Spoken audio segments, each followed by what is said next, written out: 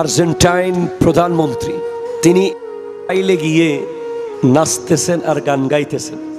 আপনি কোন দলের ফ্যান এটা একটু ভুলে থাকেন আগামী 10 মিনিট। আমি এখানে আর্জেন্টিনাকে ছোট করে ব্রাজিলকে বড় করতেও আসি নাই, ব্রাজিলকে ছোট করে আর্জেন্টিনাকে বড় করতে আসি নাই।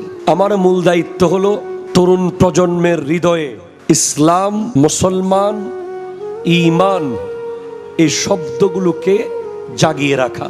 ওই নিউজটা টোটাল আপনি দেখলে আপনি অবাক হবেন। জাতিসংঘের বিরুদ্ধে যারা ভেটো দিয়েছে তাদের মধ্যে একজন ছিল আর্জেন্টিনার প্রেসিডেন্ট। এখন মুসলিম তরুণ প্রজন্মের কাছে আমার প্রশ্ন, নিষ্পাপ শিশুদের ক্ষত বিক্ষত এর কথা কি মনে আছে? আমার সেকেন্ড প্রশ্ন হলো, বন্ধু কি আমাদের বন্ধু হতে পারে? আমার থার্ড প্রশ্ন, খেলা কি খেলার পর্যায়ে আছে নাকি চরম আসক্তিতে আজ আমরা নিজের অস্তিত্বকে ভুলতে বসেছি? এরপরের প্রশ্ন, এই আসরগুলো আমাদের ভেতরে জালিমদের বিরুদ্ধে কট্টরপন্থীতা নষ্ট করে দেওয়ার হাতিয়ার নয় কি? ঠিক কিনা জোরে বলেন।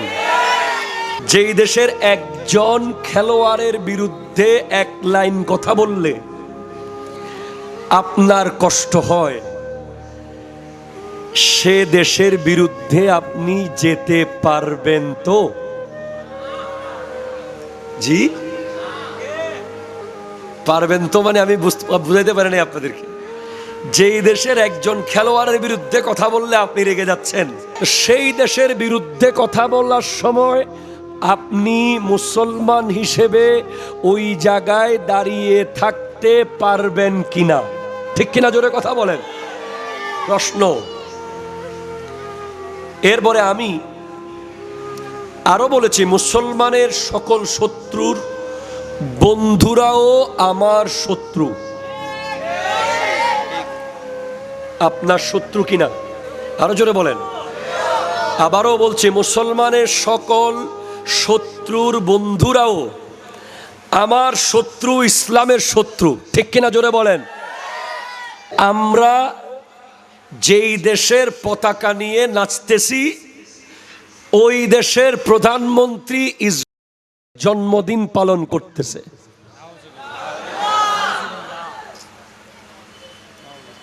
এখন ওখানে একটা কমেন্ট এসেছে, হুজুর খেলাকে রাজনীতির সাথে মিলাবেন না। ঠিক আছে, ওকে, আমি রাজি। আমি খেলাকে হারাম বললে আপনি বলতেছেন হুজুর যেখানে সেখানে ফতোয়া দিবেন না। আমার প্রথম স্টেজ ছিল খেলা নিষিদ্ধ বা দেখবেন না, তখন আপনি এসে বলতেছেন কি হুজুর যেখানে সেখানে ফতোয়া দিয়েন না, খেলা নিয়ে ফতোয়াবাজি করিয়েন না। ঠিক আছে, করলাম না। এখন আমি আপনাকে কি বললাম? খেলাকে খেলার জায়গায় রাখেন, এটা নিয়ে অতিরিক্ত মাতামাতি করবেন না। এখন আপনি কি বললেন? হুজুর খেলা নিয়ে শুধু কি আপনাদের জলে আর কোনো বিষয় নাই? ঠিক আছে, তারপর আবার চুপ হয়ে গেলাম। এখন আমি দেখলাম যে আপনি যেই দলের পতাকা লাগিয়ে পুরো দেশ সাইলাপ করে ফেলেছেন, ওই দেশের প্রধানমন্ত্রী গিয়ে লক্ষ কোটি উপরে দাঁড়িয়ে গান গাচ্ছে। ঠিক কিনা জোরে বলেন না। এখন যখন আমি লিখলাম, আপনি আমাকে কমেন্টে কি লিখলেন যে হুজুর খেলা আর রাজনীতি মিলাবেন না। ঠিক আছে, মিলালাম না। খেলা খেলার জায়গায়, রাজনীতি রাজনীতির জায়গায়। তখন আমার আবার প্রশ্ন করতে মন চায়, ফুটবলারদেরকে আমেরিকায় 1 ঘন্টাও থাকতে দেওয়া হলো না কেন? যদি খেলা আর রাজনীতি এক না হয়, কেন অতীতের ইতিহাসগুলোতে আমরা দেখতেছি অমুক দলকে জিতানোর জন্য প্রধানমন্ত্রীর পক্ষ থেকে প্রোগ্রাম করে ওই দেশের বিপক্ষ দলের গুলিকে পানির ভিতরে বিষ দেওয়া হয়েছে? নিউজ দেখেন, আমি নাম বলতেছি না। ওয়ালা আলিহি وأصحابه أجمعين. أما بعد فقد قال الله تبارك وتعالى عز وجل في شان حبيبه مخبرا وآمرا إن الله وملائكته يصلون على النبي يا أيها الذين آمنوا صلوا عليه وسلموا تسليما اللهم صل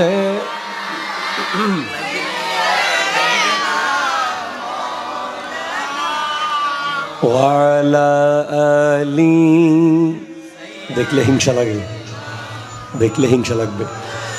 وعلى آل سيدنا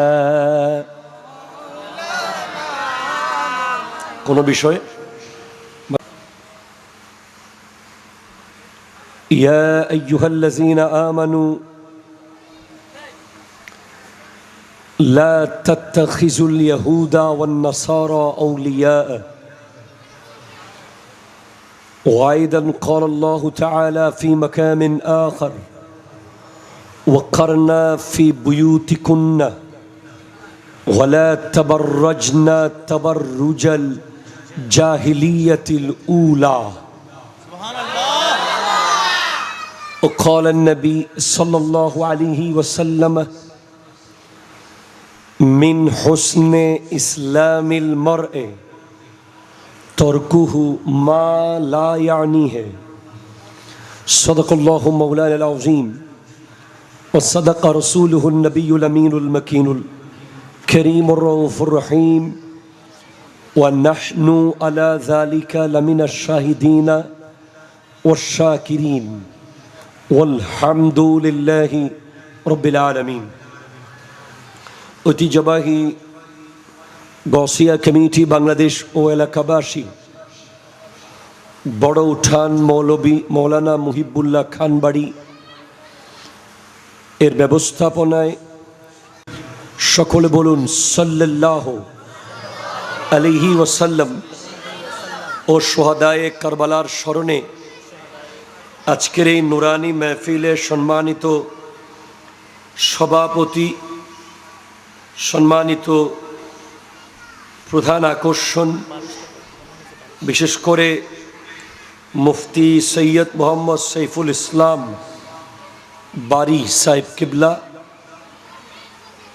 মুদ্দাজিল্লুহুল আলী, মৌলানা ইমরান উদ্দিন আল কাদরি সাহেব, শায়ের নুরুল্লাহ মাহির, মোহাম্মদ সজ্জাদ হুসেন নাথখা, উদ্বোধক হাফিজ মৌলানা মোহাম্মদ মুহিউদ্দিন তাহিরি সাহেব কিবলা মুদ্দাজিল্লুহুল আলী সহ স্টেজের ডানে বামে একজাক তরুণ যুবক ভাইয়েরা, মুরব্বী বাবারা, পর্দার আড়ালের মুস্তুরাত খাওয়া তিন মা ও বোনেরা, আসসালামু আলাইকুম রহমতুল্লাহি ওয়া বারাকাতুহু।